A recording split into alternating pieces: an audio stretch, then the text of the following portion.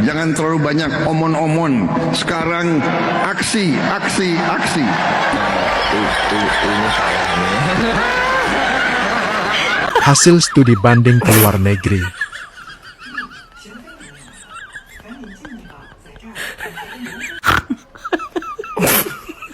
Saya terus terang nggak tahu ini. Tiba-tiba terus terang saya tidak diberitahu, saya tidak tahu, dan saya bahkan bertanya-tanya, kenapa kok saya tidak diberitahu? Sampai hari ini saya nggak tahu. Aduh, Pak Prabowo, Pak Prabowo. Nah, oke teman-teman semua, sepertinya kaum 58% sudah kena prank untuk kesekian kalinya ya teman-teman. Padahal belum genap 100 hari Pak Prabowo ini memimpin Indonesia atau menjadi Presiden Republik Indonesia. Sepertinya Pak Prabowo ini sudah ngeprank pendukungnya berkali-kali. Dari mulai menaikkan PPN menjadi 12%, ditambah lagi akan memaafkan koruptor, dan yang ini teman-teman program unggulannya Pak Prabowo yaitu makan bergizi gratis. Katanya tidak harus menggunakan susu dan juga telur ya teman-teman, menggunakan daun kelor pun tidak jadi masalah katanya. Penerima makan gratis tak semua dapat susu, telur, daun kelor jadi opsi. Ya Allah, mana dapat daun kelor teman-teman. Kepala Badan Bergizi BGN Badan Hidayana mengungkapkan tidak semua anak sekolah dalam program makan bergizi gratis akan menerima susu dalam menu mereka. Pasalnya menurut Badan Penyaluran Susu untuk keperluan program Presiden Prabowo Subianto ini akan difokuskan daerah sentra sapi perah terlebih dahulu. Sebagai alternatif, anak-anak di daerah tertentu akan mendapatkan lauk lain yang sesuai dengan kebutuhan gizi. Aduh, gimana ini pemerintah ini ya teman-teman. Seharusnya kalaupun memang tidak ada telur dan susu, jangan dikasih daun kelor juga ya teman-teman. Daun kelor ini kan dikenalnya masyarakat adalah makanan untuk hewan dan juga penangkal sihir katanya teman-teman. Nah oke teman-teman semua, mari kita simak bagaimana komentar-komentar daripada netizen terhadap program makan gratis bergizi yang katanya daun kelor akan menjadi opsi. Nah oke teman-teman semua, ini dia videonya. Susu dalam menu makan bergizi gratis sulit terpenuhi di daerah yang tidak ada peternak. Sehingga program dengan pengadaan menu susu baru akan berfokus pada daerah-daerah sentra sapi perah terlebih dahulu. Penerima makan gratis tak semua dapat susu, telur, daun kelor jadi dengan telur dan daun kelor. Menurut Dadan, telur akan memenuhi kebutuhan protein anak dan daun kelor untuk kebutuhan kalsium. Dadan pun mengaku implementasi di tempatku makanan kambing yang namanya daun kelor. 3 juta penerima manfaat dan pemerintah optimistis bisa memulai menjalankannya pada 6 Januari 2025 mendatang.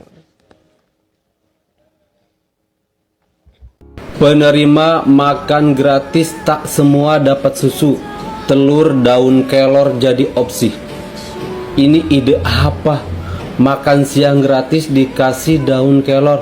Pak, ini anak Indonesia, bukan anak untuk mengusir makhluk halus. Masa iya makan siang dikasih daun kelor?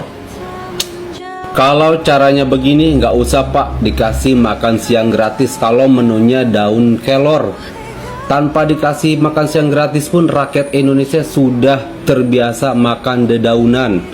Ya, apalagi kita nih orang Sunda paling seneng Pak makan dedaunan sebagai lalapan. Jadi buat apa pemerintah capek-capek sibuk memberikan makan siang gratis menunya daun kelor? Kalau bisa tuh anak-anak para pejabat dikasih Pak menu daun kelor. Kasih juga tuh para menterinya suruh makan, para pejabat, para dewan, para anggota dewannya dikasih juga. Sekalian Pak digibas-gibasin tuh daun kelornya kepada tubuh mereka. Siapa tahu di tubuh mereka itu, di para pejabat tuh tersembunyi makhluk-makhluk halus, ya, kuntilanak, tuh jin iprit. Ya. Itu kan daun kelor itu kan sebagai penangkal karena sifat dan kelakuan mereka sama seperti makhluk halus. Belum kelar pro dan kontra masalah PPN yang tadinya 11 naik menjadi 12%. Ini bukan masalah naiknya 1%, tetapi ternyata naiknya 9,09%. Hanya di negara Konoha pejabatnya senang banget menyengsarakan rakyat. Yang bilang kenaikan PPN 12% itu hanya untuk barang-barang mahal, barang-barang mewah yang gajinya di atas 10 juta, yang di bawah 10 juta itu nggak kena PPN 12%. Ya, nggak kena 12%, akan tetapi nanti dampaknya kepada barang-barang kebutuhan sehari-hari, itu dampaknya akan kena. Ya, semuanya, bukan hanya barang-barang mewah, barang-barang ataupun kebutuhan kita sehari-hari itu akan terkena dampaknya 12%. Kayak sampo, deterjen, sabun mandi, dan lain sebagainya, itu akan terkena dampaknya. Apalagi bentar lagi mau bulan puasa, pasti barang-barang kebutuhan sehari-hari sembako itu akan melonjak naik. Ini sudah jadi prediksi, pasti akan naik.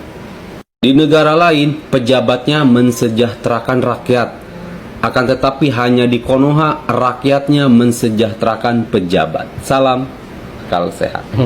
Saya terus terang nggak tahu ini. Tiba-tiba terus terang saya tidak diberitahu, saya tidak tahu, dan saya bahkan bertanya-tanya, kenapa kok saya tidak diberitahu? Sampai hari ini saya nggak tahu. Dan saya bisa katakan karena saya ikut tim pakar, dana ada dan bakal ada.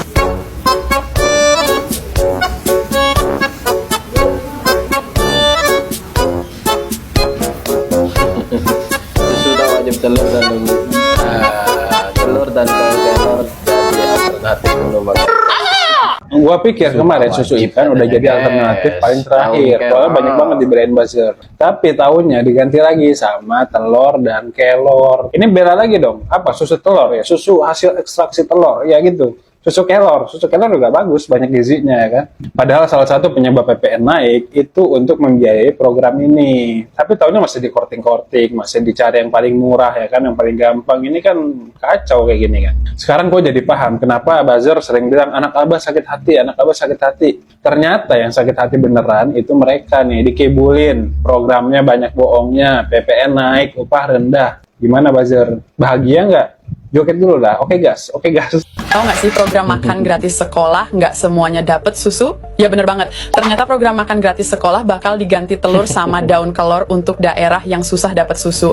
Ini sebenarnya langkah yang cerdas loh. Telur itu kandungan proteinnya lebih tinggi dibanding susu UHT yang malah banyak gulanya. Dan yang lebih keren lagi, daun kelor itu super bergizi. Daun kelor tuh punya vitamin A, B1, B2, B3, vitamin C, kalsium, zat besi, magnesium, dan fosfor. Bahkan penelitian buktiin daun kelor bisa ningkatin produksi ASI sampai 92,9%. Yang lebih penting lagi, ini ngurangin ketergantungan impor. Soalnya telur diproduksi petani lokal, beda sama susu yang kebanyakan impor dari luar. Nah, menurut kalian gimana nih? Setuju nggak telur sama daun kelor jadi pengganti susu di program makan gratis sekolah? Drop pendapat kalian di kolom komentar. Nih buat Bapak Presiden Prabowo yang terhormat. Nah, kalau emang program makan siang gratis sulit dilaksanakan dikarenakan keterbatasan anggaran, kami maklum Pak, nggak usah dipaksain. Lebih baik itu makan siang gratis dianggarinnya pas nanti kalau udah keuangan negara stabil. Ya kan percuma juga kalau anaknya dikasih makan gratis tapi orang tuanya dipajakin.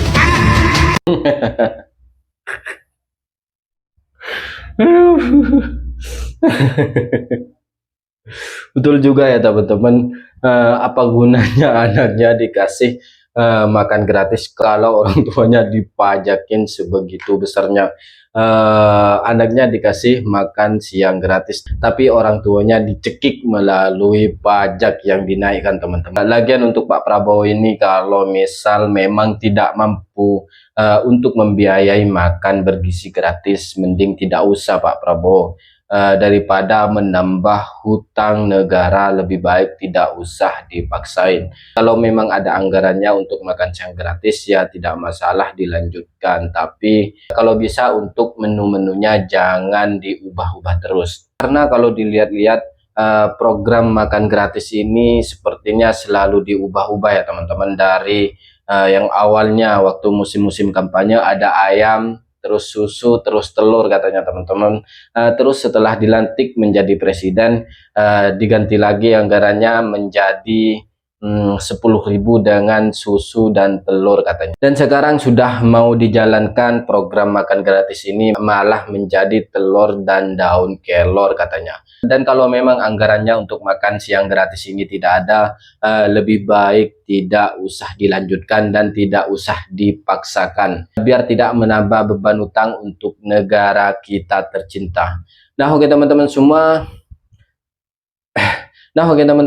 bagaimana pendapat kalian tentang program makan gratisnya Pak Prabowo ini yang diganti menunya hanya menggunakan telur dan juga daun kelor? Silahkan tulis di kolom komentar. Sekian dari saya, wassalamualaikum warahmatullahi wabarakatuh.